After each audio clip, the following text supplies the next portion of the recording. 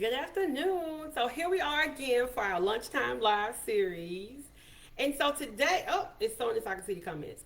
And so today we're not just going to talk about your child's behavior. Today we're going to talk about you, how specifically how your childhood impacts how you parent today, and how those parenting approaches, those experiences that you had as a child, as well as how you see parenting definitely impacts how you respond, how you react, and how you regulate when things are, let's say, things are getting hard at home.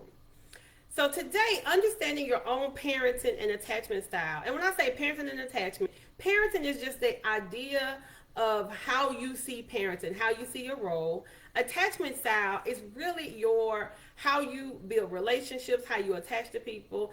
And most of the time, 9.5 times out of 10, it comes from our childhood and how we were parented. So that's what we're gonna talk about today. So if I say parenting style or attachment style, that's what I mean. But I'll definitely try to make sure I use the actual words that I'm saying. But let's set this straight. So today is not about blame. It's not about. I don't want to have this conversation with you, and I don't want you to feel like you're doing something wrong. I don't want you to feel like you're not doing anything good enough. I don't want you to feel like you failed as a parent. Today is really about awareness. I want you to be aware of how your childhood impacts how you parent, so that you can show up for your child in a way that's compassionate, in a way that's with intention, and for the overall well-being of them. And so I am Megan Hamm. I am a licensed professional counselor, registered play therapist. I'm a parent-child relationship expert, and I'm also the host of this community, Tantrums and Meltdowns, where we are a supportive community where we are able to share about experiences that we've had with managing meltdowns or mastering meltdowns. Either they worked or they didn't work, and how we can collaborate and be able to support each other. So, thinking about all of those things that I talked about, let me imagine. I want you to imagine this for me. Imagine you are a mom. Let's say typical mom. We're gonna call this mom Megan. I'm a personalize. We'll say Megan. And so let's say Megan and myself. I have thinking about working with homework. Right? Anybody else have had homework drama before? So working with homework, and every time it was time to do homework, I mean, the kid would just fall apart. I mean, there would be crying, throwing pencils, throwing things, saying stuff like, I'm stupid, I'm never going to do this, buttons being pushed every single time. And so what would happen is that we were punished. We would give consequences. We would just, we would shut down and say, you know what, just go to bed.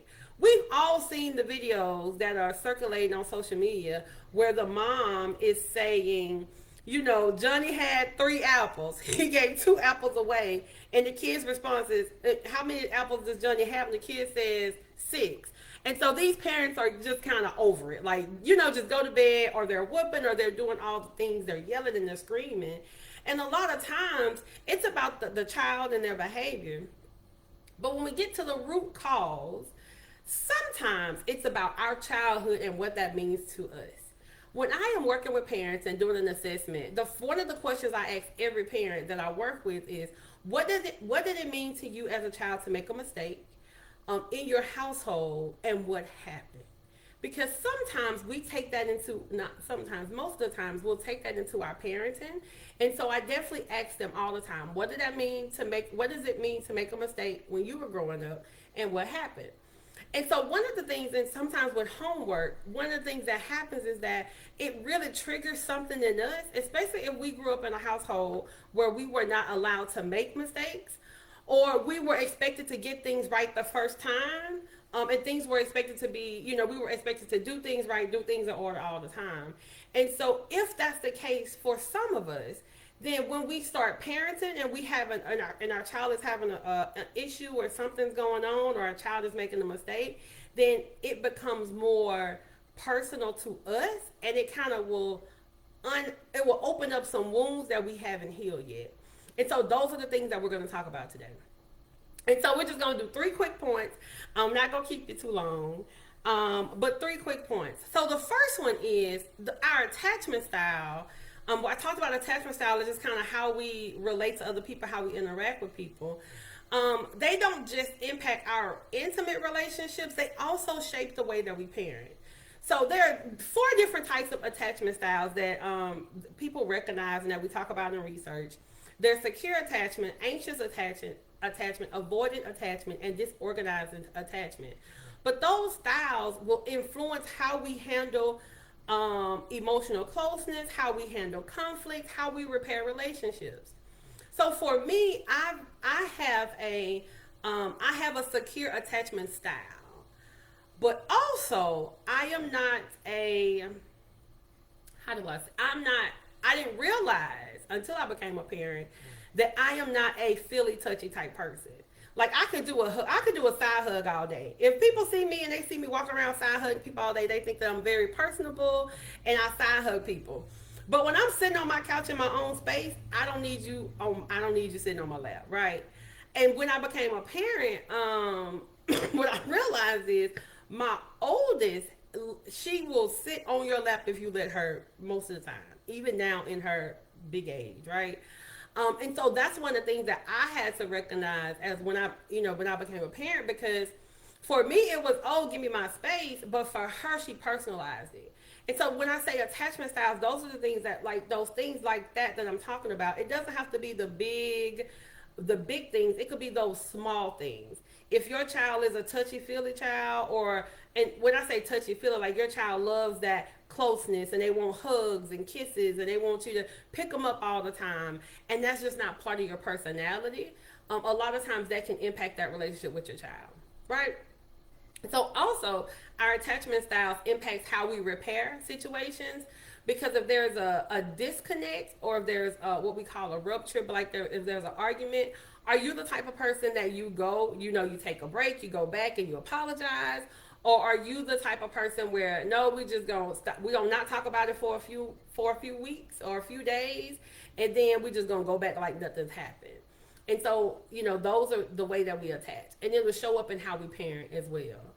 And so if you had to manage all of the adult emotions as a child, right? And you never felt like you had that safe place, that safe emotional place, then your nervous system kind of goes bonkers every time something happens when your child is dysregulated.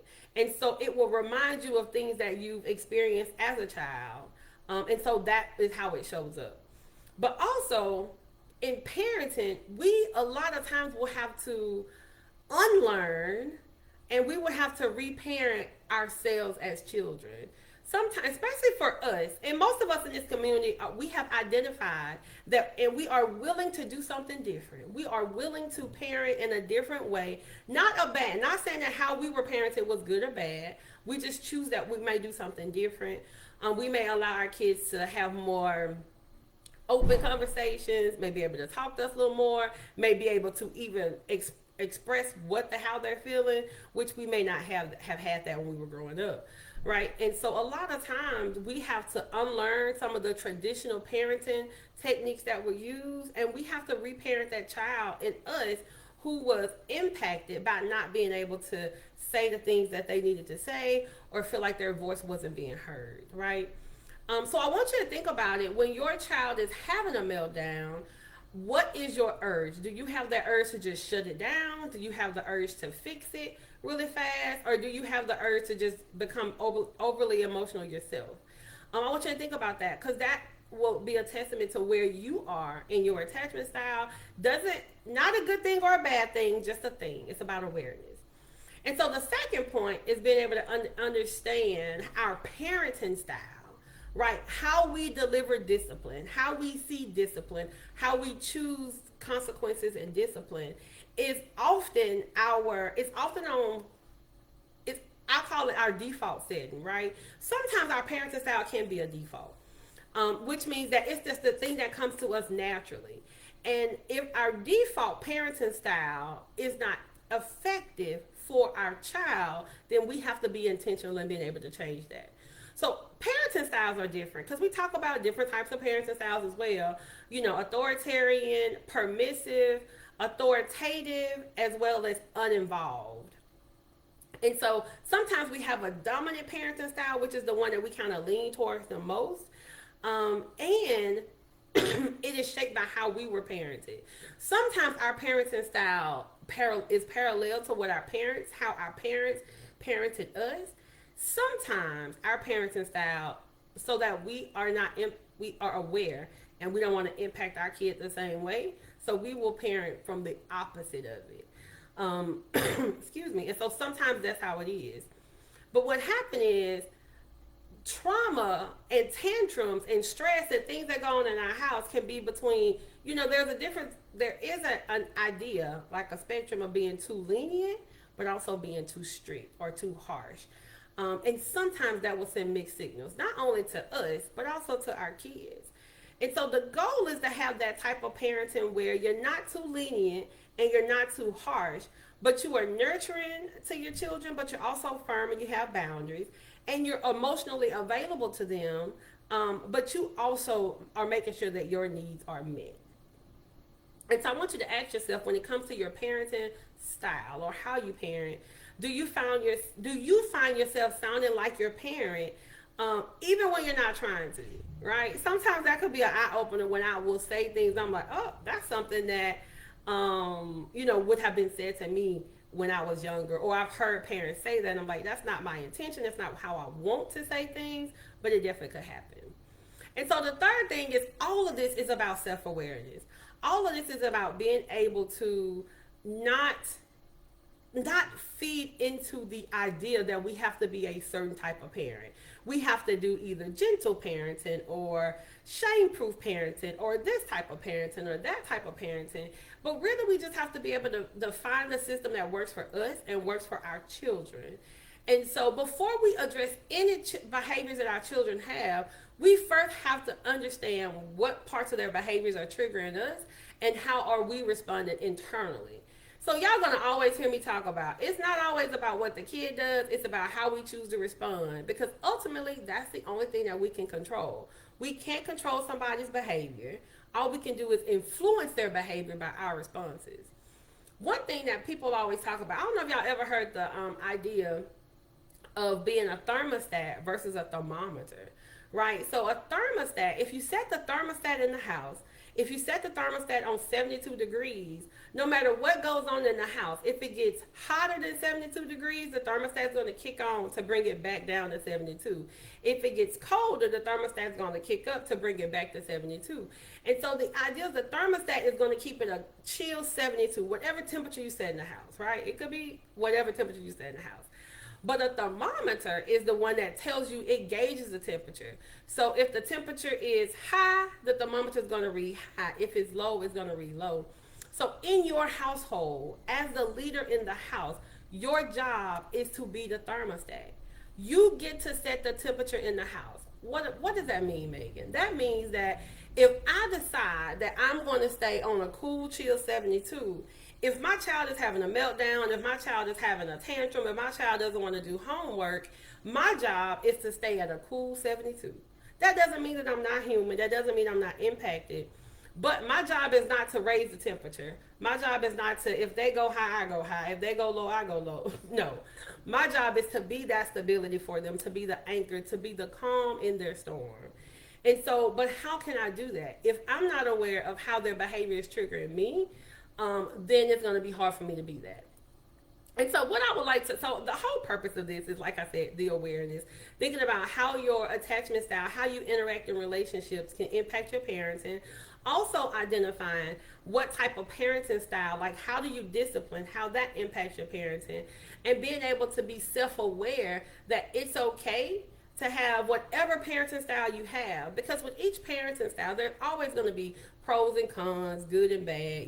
People are always going to see it from different ways, strengths and weaknesses, or strengths and growth areas. I try not to use the word weaknesses, but it happens sometimes. So growth areas, but being able to be aware of what your parenting style is, what your attachment style is, so that you can look at those and say, how can this help me parent my child? How can this help me with my child when they're having a meltdown? And so if any of this sounds like, okay, that makes sense, you know that I understand where you're coming from, and you're realizing that your child's behavior may be connected or colliding with your own responses to the things that are going on in the home. Maybe it's homework time, maybe it's bath time, maybe it's that random tantrum at 12 o'clock when they asked for a banana and you said not now, right? I want to invite you to come, and I am hosting I am opening up spots for individual one-on-one parent coaching for the behavior breakthrough. And what we'll do is we'll actually go through we'll do assessments for your child's so we will do assessment. Our pre-assessment includes understanding your child's meltdown types, understanding your parenting style, understanding your attachment style, so that when we get together and work together for that 90 minutes, what we'll be able to do is say, okay, with all of these things that are going on, how can we best serve the child? How can we help decrease these behaviors? How can we understand the behavior so we can decrease them? So that is what the behavior breakthrough is. It's more than just looking at the behavior and saying, hey, they're yelling, we want them to stop yelling, but all of the other factors that come into play and how that we can support you in that. And so this is our lunchtime live for today. And if y'all have any questions, please drop it in the comment section, and I'll come back and answer any questions that you have. Thank you, and thank you for being part of the community.